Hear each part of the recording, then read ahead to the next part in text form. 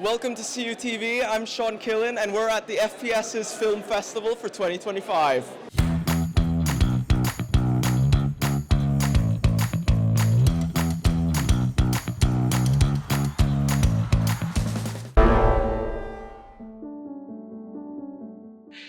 I think I'm special. Yeah, I'm Samit Dikshit. I'm the writer and director, and also starred in The Gaffer as well. Yes, Gaffer, quite a funny thing from a nice light-hearted start to the event. How was the filmmaking process when making The Gaffer? So while I was writing the film, generally when I write films, I have an actor in mind. So I've worked on like a bunch of projects beforehand. Like this is personally my 8th or 9th short film, and I've worked on over 20 other short films for different people as well. So whenever I'm writing my own projects, I write a character for an actor I already know. So while I was writing The Gaffer, I was like, I don't know any actors who've been both in the football industry and have an idea of what filmmakers do. And then it dawned on me that, wait, I myself have worked as a coach. I myself used to play as well. Why not just act in there? So while writing, I just came up with the idea, maybe I'll star in it. And I've drawn, again, it's an exaggerated take, but I've taken a lot of things from my own personal experiences while I was a player and while I was coaching, like people I've met and like other coaches I've interacted with. So again, an exaggerated take, but it's all from my personal experiences. That's amazing to hear. Since you had such a big involvement with The Gaffer and creating it, acting, directing, what was like the biggest challenge when coming up with the film? I think filming was one thing that was quite challenging for us because our shoot dates were made in a way where we didn't have a lot of crew members. So most of the film, again, stylistically, I had to decide to go for a more hands-on shaky style rather than having a proper set where I'm using tripods and all. So that was kind of a challenge having like a very bare bones crew and the cold, like especially filming the scenes outside. It was peak winter, it was early January, February, and like it's 1 or 2 degrees outside and we're all like roaming around in shorts and all. So it was quite challenging in shooting in the cold. I think by the end of one of the days, Shah, who's filming with me, his hands were like not working properly, and even I was like struggling to move my fingers. So the cold was like a huge challenge, but I think since I've worked on a lot of films in the past, I knew what I was getting into. And of course, when you like got everything done, what was like the best moment looking back from like the long, grueling filmmaking process for The Gaffer? I think it's definitely when I was finally able to close Premiere Pro. I hate Adobe for creating that app, but I also love them because I feel that's the best editing application on PC. Again, DaVinci and all fun applications to use, good for color grading, but as someone who's worked in ads as well, I think Premiere Pro has become industry standard for a reason. But at the same time, it's one of the most frustrating editing suits out there. So the moment I've made the final render when everything else was done, I could just shut my laptop. I think that's the best moment I had. Not a choice. What choice? How was the filmmaking process for the film that you're involved in? It was very tense. You see, as an actor, I've never pushed myself this hard before, and I was very nervous going into it. But Liam, he was very patient with me. He just guided me very well, and he knew how to push me, and he got, I believe, the best out of me. So I'm very grateful for what he did for me. And is this your like first ever acting gig? Have you done like previous stuff before, or? So on screen, I've been acting since 2017, and I've done a lot of short films. I did do television back in 2020, but this is my first project with Liam. Oh, that's great to hear. What was like the biggest challenge when creating and acting in this film for you? It was definitely the scene where Elias finally explodes, pulls the gun out. That was definitely the hardest part. And what was like the biggest, like once it was all done, the greatest achievement for you once everything was done and like all the editing and acting you've completed? Like what was the biggest achievement you'd say? I think ultimately just getting the story told, getting the message across, and that is the ultimate goal when bringing a project like this to life. I have a plan. My name is Ben Mclaughlin. I'm the director and writer of Adventures of Eskel Mclaughlin. Yeah, Adventures of Eskel Mclaughlin. We just saw our first ever viewing of it. It was quite interesting to see the whole goofy detective type thing. How did you come up with the film to begin with? Well, to be honest, I've always been a fan of Sherlock Holmes, you know, as many people, big inspiration for many, but I kind of thought I want to put my own personal twist on it. You know, I've always been a fan of comedy, you know, that kind of kookiness. And I thought to myself, you know, who is the most kind of lovable but also irritating person I can think of, and mix that with Sherlock Holmes, and out came Eskel Mclaughlin. Fair enough. It's quite a funny, interesting concept, and I enjoyed watching it for sure. Yeah. What was the biggest challenge when coming up with Eskel Mclaughlin and the overall script and like editing and filming? Well, to be honest, first of all, it was a play, so it was kind of, you know, a concept rolling around for a while, and I think the biggest challenge was kind of converting it from that play format to film, you know, very different mediums. You know, they might seem similar, but there's so much to consider, you know, with the cinematography and such.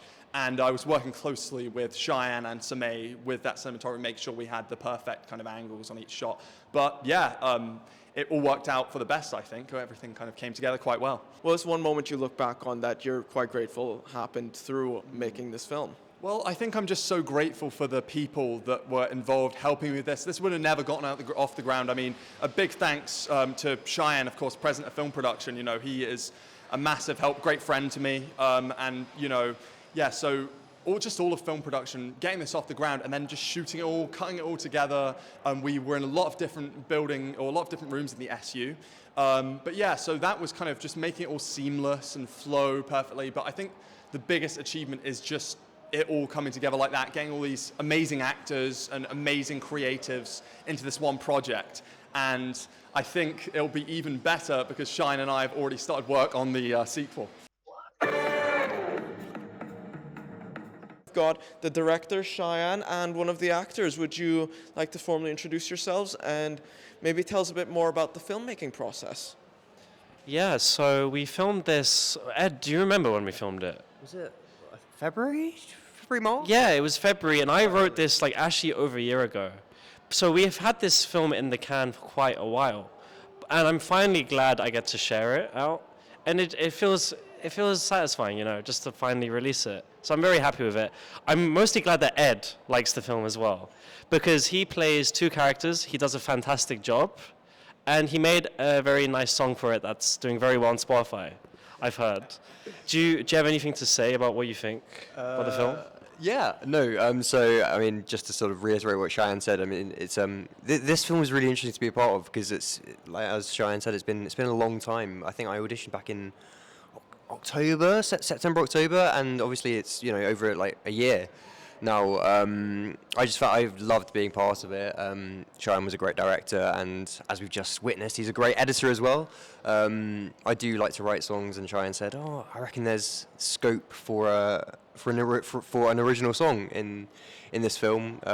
So I spent a night writing the song, and that's what we came out with. It's called Delusional. If you want to listen to it, it's on Spotify right now. Cheeky plug-in. Lovely to hear that. And of course, must have been, you mentioned, quite a tough and grueling process. What would you say is the biggest challenge when coming up with and creating the Late Night with a Storyteller? Actors, like getting actors is so hard. Because obviously you have Act 1, you have HDS, they're great societies, but even when they share our stuff out, we don't get many people interested. So it's always like, we've got to try really hard to find actors. You know, like a big film, you get to do all these auditions, you have all these rounds. We can't really do that. But I was so lucky that I was immediately able to get Ed. I knew him from Solace, which was a film we did last year. When you hear film like FPS and Film Production Society, you might not think I can act in this, but luckily, you know, over a year ago, I saw that they were looking for actors, and I just had the best time acting. And yeah, there's so many opportunities for actors and for writers and for producers. So if you're on the fence about joining it, go for it. Hey, Laura. It's been a while since you've been back home. So how was it making the lost tapes of Hazy Memories? It was a really good process. Obviously, Sammy was like a really good director. He was very helpful in the process. Obviously, I recorded it in my room, just on my computer during the summer break. I was like mostly like just on my own, just like so I felt crazy. But it was incredible for Sammy. He had me voice it and then he animated it over. Okay. And he used me as like the reference pictures as well. So it was a bit more work involved probably on his end than mine. What would you say is like the best moment from seeing it on the big screen now and now that it's all complete? What have you enjoyed from the overall filmmaking experience, would you say? I think I enjoyed like everyone seeing it, I think.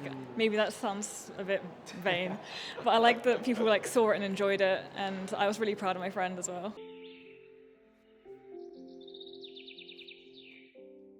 We're here with the cast of the final film at the film festival. Would you guys like to introduce yourselves? I know we don't have everybody, but we've got a majority of them, so... Hi, I'm Scarlett. I play Charlotte. Hi, I'm Thomas. I played Alfie. Hi, I'm Nora. I play Daphne. Hi, I'm Will. I played Freddie. Lovely to hear that. And so it must have been quite a long, grueling experience for everybody involved. How did you find the overall experience of making See You Next Year? I think it was pretty fun. I honestly met all these great people, and I just think it was, really fun, meeting friends. Yeah, it was really fun. It was very, very hot the entire time. Yeah. So 2 days, very like tight shooting schedule, but everyone was really giving their all while we were there. So I think it went very smoothly. Yeah, it was like really cool but really tight. I think we shot it in like 2 days, which is insane for I think one of the longer films of the festival. Yeah, I'm really impressed with how it went in the edit, actually. I thought the choices of music were phenomenal. The cast were great, and yeah, we had a lot of fun. Also, shout out to Bee's uncle. Oh, Bee's, I don't know what Bee's uncle did, but... We shot it in... It was his house. His house.